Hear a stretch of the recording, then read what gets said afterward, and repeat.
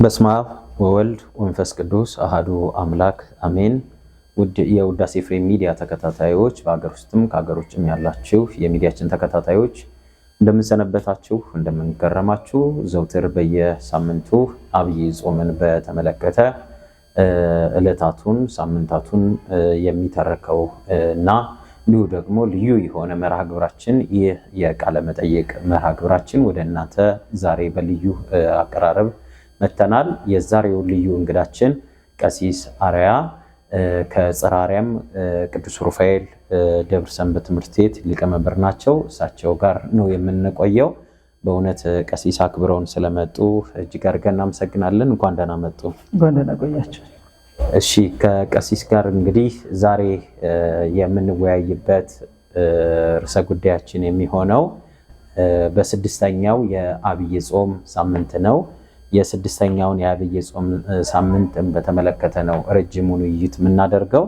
እንግዲህ እንደሚታወቀው ስድስተኛው ጾም የአብይ ሳምንት የዚህ የጾሙ ሳምንት ገብርኄር ነው የሚባለው እና ለመሆኑ ገብርኄር ማለት ምን ማለት ነው ቀሲስ? እሺ፣ በስመ አብ ወወልድ ወመንፈስ ቅዱስ አሐዱ አምላክ አሜን። እግዚአብሔር ይስጥልን።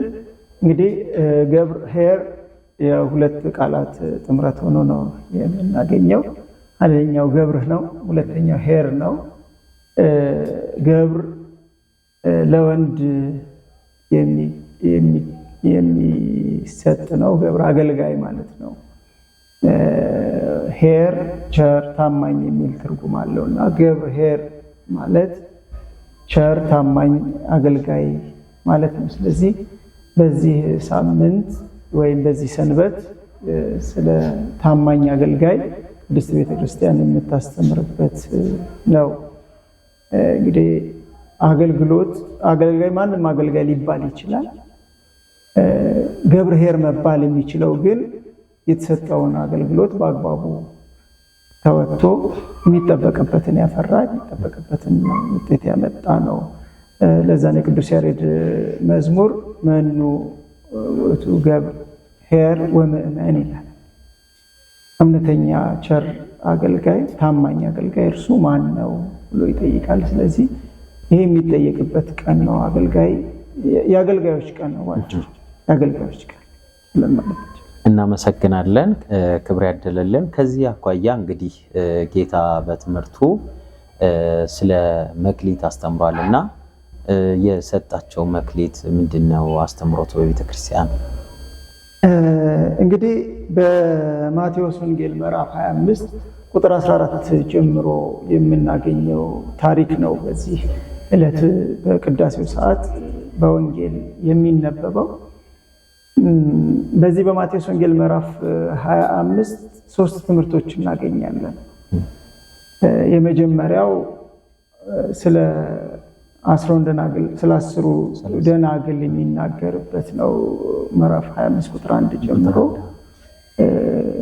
5 ብልሆች 5 ሰነፎችን ቆነጃጅት አንስቶ የሚናገርበት ለመንግስተ ሰማያት ዝግጁ መሆን የሚቻልበትን ትምህርት የሚያስተምርበት ነው። ሁለተኛው ይሄ የታማኝ አገልጋይን ገብርኄርን የሚያስተምርበት ነው ከቁጥር 14 ጀምሮ። ይሄኛውን ትምህርት ሲያጠቃልል ደግሞ የክርስቶስን ዳግም ምጽአት በዚያ ጊዜ በቀኝ ላሉት በግራ ላሉት ምን አይነት ይጠበቅባቸዋል ተብሎ በምግባር የሚነሱ ጥያቄዎቹን ስድስቱን ቃላት ወንጌል አብሮ የሚያነሳበት ትምህርትን ያስተማረበት ነው። እንግዲህ ከምዕራፍ 25 ቁጥር 14 ጀምሮ ስንመለከት ወደ ሩቅ ሀገር ሊሄድ ያሰበ ሰው ለአገልጋዮቹን ጠርቶ መክሊት እንደሰጣቸው ይናገራል። ለአንደኛው 5፣ ለሁለተኛው 2፣ ለሶስተኛው 1 መክሊት ሰጣቸው። ከዚያ በኋላ ከሄደበት ሲመለስ እንደተቆጣጠራቸው ነው የሚናገረውና ባለ 5 መክሊቱ ተጠርቶ 5 መክሊት ሰጥቼህ ነበር፣ የሰጠሁን 5 መክሊት ምን አደረግከው የሚል ጥያቄ ቀርቦለታል። እንግዲህ ይሄ ጥያቄ ሲቀርብለት ባለ 5 መክሊት ጌታዬ የሰጠኝን 5 መክሊት ወጥቼ ወርጄ ደክሜ ለፍቼ ሌላ ደግሞ 5 መክሊት አትርፌበታለሁ አለው። በዚህ ጊዜ ጌታ ምንድነው የሚለው? አንተ በጎ ታማኝ ባሪያ በጥቂቱ ታምናሃልና በብዙ ሾመሃለሁ። እቺ ቃል በጣም ትልቅ ቃል ናት። በጥቂቱ ታምናሃልና በብዙ ሾመሃለሁ፣ ወደ ጌታ ደስታ ግባ። ሁለተኛውን ጠርቶ 2 መክሊት የተሰጠውን እንዲሁ ይሄንኑ ጥያቄ አንስቶለታል። 2 መክሊት ሰጥቼ ነበረ፣ ምን አደረግከው? ያም አገልጋይ ጌታዬ 2 መክሊት ሰጥተኝ ነበር፣ ወጥቼ ወርጄ ነግጄ አትርፌ ሌላ ደግሞ 2 አምጥቻለሁ አለ።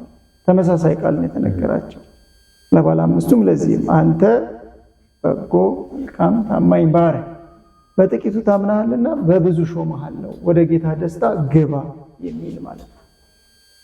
በመጨረሻ ባለ 1 መክሊቱን የተጠራው ባለ 1 መክሊቱ ተጠርቶ አንተ አገልጋይ 1 መክሊት ሰጥቼህ ነበር፣ ያንን የሰጠውን መክሊት ምን አደረግከው?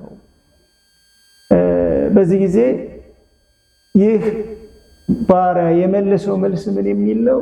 አንተ ክፉ ጨካኝ ካልዘራህበት የምትሰበስብ እንደሆንክ ስለማውቅ ቆፍሬ ቀብሬዋለሁ አለው። በዚህ ጊዜ ጌታ እንዲህ የሚል ቃል ተናገረው። አንተ ክፉ ሐኬተኛ ባሪያ በጥቂቱ አልታመንክም፣ ስለዚህም ከሱ ላይ ያለውን መክሊቱን ወስዳችሁ ለባለ 5ቱ ደግሞ ስጡት፣ ላለው ይጨመርለታል፣ ለሌለው ያለው ይወሰድበታል፣ እርሱንም ለቅሶ ጥርስ ማፋጨት ወዳለበት ወደዚያ ጣለው በማለት ተናግሯል። እንግዲህ ይሄ ነው የዕለቱ ትምህርት።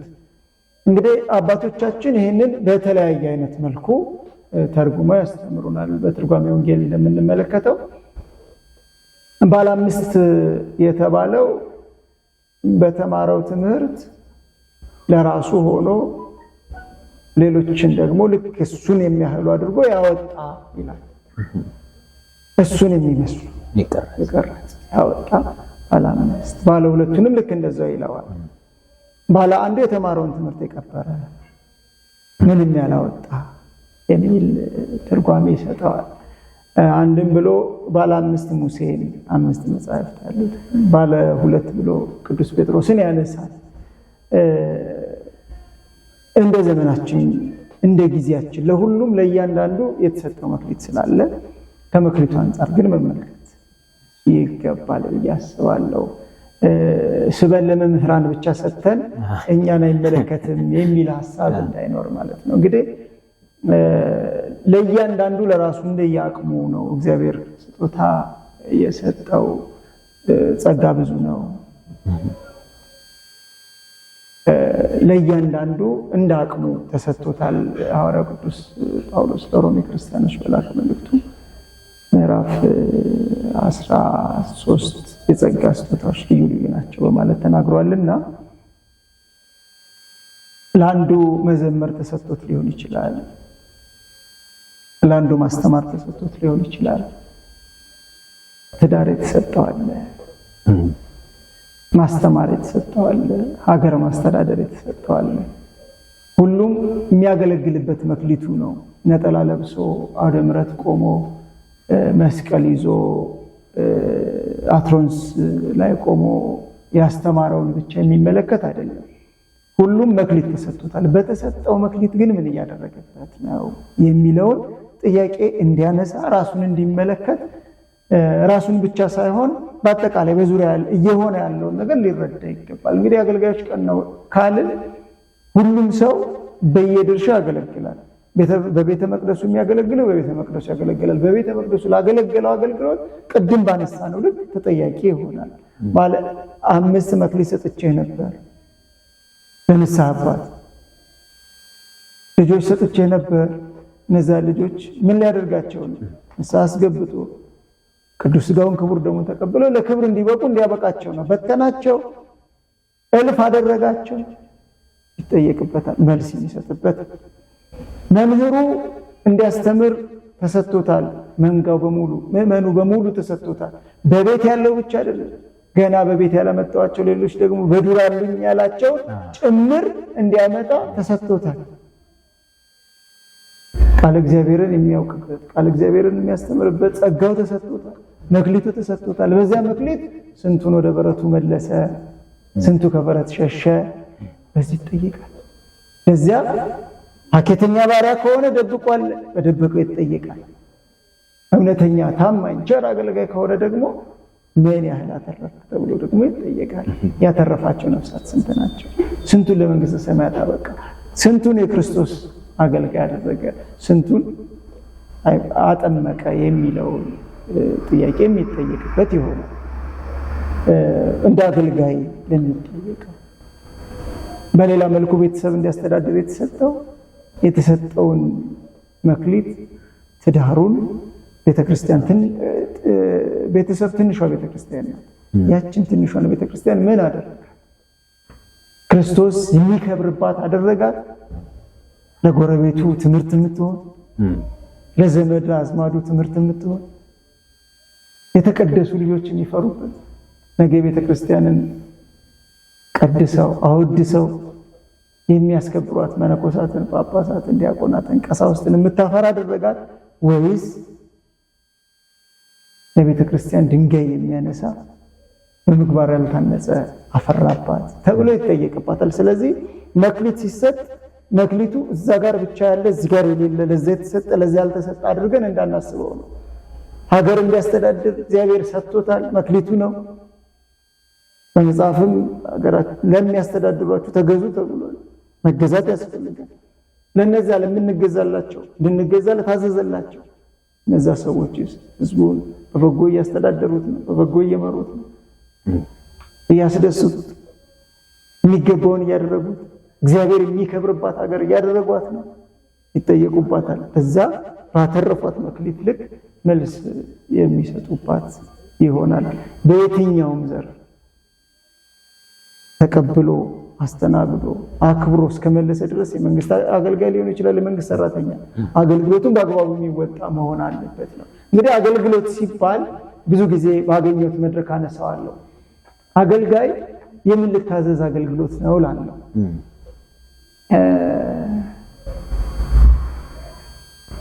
አንድ አገልግሎት ሰጪ ተቋም ሆቴል ብንወስድ የመጀመሪያ ጥያቄው ምን ልታዘዝ? ለዚህ ምን ልታዘዝ ነው? አገልግሎት ምን ልታዘዝ ነው? ዋጭ እዛ ሆቴል ላይ የሆቴሉ ባለቤት በአስተናጋጅነት ቢመጣና እኛ ንቀን ዝቅ ባለ ደረጃ ላይ ይኖራል የምንለው ሰው ደግሞ በተስተናጋጅነት ቢመጣ የሀብት ልዩነታቸው ጥያቄ ውስጥ አይቀርም። ሆቴሉ ባለቤት ምን ልታዘዝ ይላል። ያ እንግዳ ከስተመር ይሄንን አቅርብ ብሎ ያሳል። ስለዚህ አገልጋይነት ብለን ስናወራ በየትኛውም ዘርፍ እንውሰደው የምን ልታዘዝ ጉዳይ ምን ልታዘዝ የሚለው። ስለዚህ በዚህ ገብርኄር ብለን በምናወራበት አገልግሎት ውስጥ ገብርኄር የሚባለው ምን ልታዘዝ ያለው ነው። ብዙ ጊዜ ቤተ እግዚአብሔርም ጋር ፈተና እየሆነ የመጣው በሌሎችም ቦታዎች ላይ ፈተና እየሆነ የሚያስቸግረው ምን ልታዘዝ ይቀርና ምን ልዘዝ ሆኗል። ለምዕመኑ መታዘዝ ሳይሆን ምዕመኑን ማዘዝ ነው። ለህዝቡ መታዘዝ ሳይሆን ህዝቡን ማዘዝ ነው። ስለዚህ ይሄንን ማሰብ ያስፈልጋል። ምን ልታዘዝ ሲባል አንድ ሆቴል ላይ ቀርቦ አንድ ሰው ይሄንን ብሎ የሚፈልገውን ነገር ያቀርባል። ለምሳሌ ሻይ የሚያዝ ሰው ትንሿን ነገር ሻዩ ቅመም ይኖረው ቅመም አይኖረው ያለቀን ያላለቀ ብሎ ያዛል። ያቺ ትእዛዟ ካልተከበረች ያንን ሻይ አይጠቀምም። የታዘዘውም ሰው ያንን የሚሻለው ይሄ ነው ብሎ አያስብም። የታዘዘውን ያቀርባል። እና አገልጋይነት ይህ እንዳጠቃላይ ስለዚህ በዕለቱ ጌታ ያስተማረውን ትምህርት እውነተኛ ቸር አገልጋይ የሚባለውን የምንወስድበት ነው። እንግዲህ ሀኬተኛውን ባሪያ ደግሞ የምናነሳው ይመስለኛል። አሁን ከዛ ጋር አሁን ምናልባት የመክሊቱን ትምህርት ላይ ነው እናያለ ነው። እዚሁ ላይ አብሮ ተያያዥ የሆነው ነገር ምንድነው? ምሳሌ በምሳሌ ይጠቀሳል መክሊት እና ለምሳሌ ቤተክርስቲያን መክሊታችን ናት እንላለን። እንዲሁ ደግሞ እመቤታችን ድንግል ማርያም መክሊታችን ናት እንላለን። እዚህ ጋር ሲያነሳ የድንግል ማርያምን ከገነት በተሰደደ ጊዜ የአዳም ተስፋ አንቺ ነሽ፣ ስጦታችን ነሽ እንላለን እና ሌሎች መክሊትስ የሚባሉ አሉ ወይ? ምዕመናንም በዚሁ እንዲያውቁ ቤተክርስቲያን መክሊት ስንል ድንግል ማርያምን መክሊት ስጦታችን ናት ስንል እንደው ትንሽ እዚህ ላይ ማብራሪያ ቢሰጡን። እንግዲህ እንደተባለው መክሊት ስጦታ ነው። ከእግዚአብሔር ያገኘናቸው ስጦታዎች ነው የምናነሳው። እንግዲህ ከእግዚአብሔር ያገኘናቸውን ቆጥረን የምንዘልቃቸው አይደሉም። አገልግሎቱ መክሊት ነው፣ ማህሌቱ መክሊት ነው፣ ቅዳሴው መክሊት ነው፣ እመቤታችን መክሊት ናት፣ ቤተክርስቲያን መክሊታችን ናት። ብዙ ነው ስጦታዎቻችን። እነዛን የመጠበቅ ጉዳይ ስላለው እመቤታችን በመስቀል ስር ያገኘናት የመስቀል ስር ስጦታችን ናት። ቅዱስ ዮሐንስ ወንጌላዊ እነኋት እናት ተብሎ በማቴዎስ ወንጌል ምዕራፍ 19 ቁጥር 26 የተቀበላት ስጦታ ናት እመቤታችን። ይህችን ከአምላክ ያገኘናትን ስጦታችንን ብንይዝ ብንጠቀማት ተጠቃሚኛ ነን። ብዙ ጊዜ ሰዎች ይመስላቸዋል ድንግል ማርያምን ስላከበሩ ለድንግል ማርያም የሚጨምሩት ያላቸው ይመስላቸዋል። በፍጹም እንደው የአምላክ እናት ከመሆን የሚበልጥ ምን ስጦታ አለ? እና ያንን ስጦታ እግዚአብሔር የሰጣት ስጦታ እያለ እኛ በየትኛው ነገራችን ምን ልንሰጣት የምንችለው የምንጨምረው ነገር የለም። ምናልባት ለኛ ይጨመርልናለች። እሷን በማክበራችን ስጦታችንን በአግባቡ በመያዛችን እውነተኛ አማላጃችን የድነታችን መመኪያችን ብለን በመያዛችን እኛ ነን የምንጠቀመው፣ የምናተርፈው እኛ ነን እንጂ ለድንግል ማርያም የምንጨምርላት ክብር የለም። ክርስቶስ ከሰጣት እግዚአብሔር ከሰጣት ክብር በላይ እኛ ልንሰጣት የምንችለው አንዳች ነገር የለንም። ያለው ነው የሚሰጠው እኮ የሌለው ስለዚህ የተለየ የምንሰጠው የለም። ለድነታችን ብዙ የተሰጡን አሉ። ቅድስት ቤተክርስቲያን ወደ ክርስቶስ የምንቀርብባት መሸጋገሪያ በምድር የክርስቶስ ኤምባሲ ናት። እንግዲህ ቪዛ የሚመታ ኤምባሲ አይደለም። ያንን ቪዛ የምትመታ ይህች ቅድስት ቤተክርስቲያን ናት። ምክንያቱም በምስጢራት ውስጥ ነው ወደ እግዚአብሔር የምንቀርብባቸውን ጸጋዎች የምናገኛቸው። ያመነ የተጠመቀ ይድናል፣ ያላመነ ያልተጠመቀ ግን ይፈረድበታል የሚል በዮሐንስ ወንጌል ምዕራፍ 3 ተሰጥቷል አይደለ? ይሄንን እንዲሁም በማርቆስ ወንጌል ምዕራፍ 16 ላይ የተቀመጠው የሰው ልጅ ዳግመኛ ከውሃና ከመንፈስ ካልተወለደ ወደ እግዚአብሔር መንግስት አይገባም። የዮሐንስ ወንጌል ምዕራፍ 3 ላይ ያመነ የተጠመቀ ይድናል፣ ያላመነ ያልተጠመቀ ይፈረድበታል። የማርቆስ ወንጌል ምዕራፍ 16 ቁጥር 16 ላይ የተሰጡ ትእዛዛት አሉ። ይሄንን ማጥመቁን የምትሰራ ይህች ቤተክርስቲያን ናት። ስለዚህ ተጠምቋል ብላ ቪዛውን የምትመታልን ይህች ቤተክርስቲያን አለቷም ጭናት። አዎ ይህች ቤተክርስቲያን ናት። ስለዚህ ይህች ቤተክርስቲያን የክርስቶስ የምድር ላይ ኤምባሲ ናት የምንላት በዚህ ምክንያት ናት። ቪዛውን ሰጠችን። ስጋዬን የበላ ደሜን የዘላለም ሕይወት አለው። ስጋውን ደግሞ በቅዳሴ ጸሎት ለውጣ የምትሰጠን ይህች ቤተክርስቲያን ናት። ስለዚህ መክሊታችን ናት፣ ልንጠብቃት፣ መክሊታችን ናት፣ ልንጠቀምባት ይገባል። አንዳንዶቻችን ስንወለድና ስንሞት በሸክም የምንመጣባት አለ። አልተጠቀምንባት። ስላልተጠቀምንባት ምን ጎደኛን? ልክ መክሊቱን እንደቀበረው ሰው ነው ምን ሆነው። ይህች ቤተክርስቲያን እንደተባባለው ብንበድል ንስሐ ሰጥታ፣ ብንተጋ ቅዱስ ሥጋውን ክቡር ደሙን ሰጥታ የምታበቃን ወደ ክርስቶስ መንግስት የምታቀርበን ምድራዊት ገነታችን። ይህችን ቤተክርስቲያን ባንጠቀምባት ብንቀብር ስንወለድ በሸክም ስንሞት በሸክም እንመጣባታለን። እምቢ አትልም፣ ትቀበለናለች። ስንወለድ በሸክም ለክርስትና፣ ስንሞት ለሸክም በሸክም ለቀብር እንመጣባታለን። ወደድንም ጠላን ሁለቴም መምጣታችን አይቀርም። አልተጠቀምንባትም። ስላልተጠቀምንባት የምንጎዳ እኛ ነን። ስለዚህ መክሊቶቻችንን እጅግ በጣም ሰፊና ብዙዎች ናቸው። መጠቀም የኛ ጉዳይ ነው።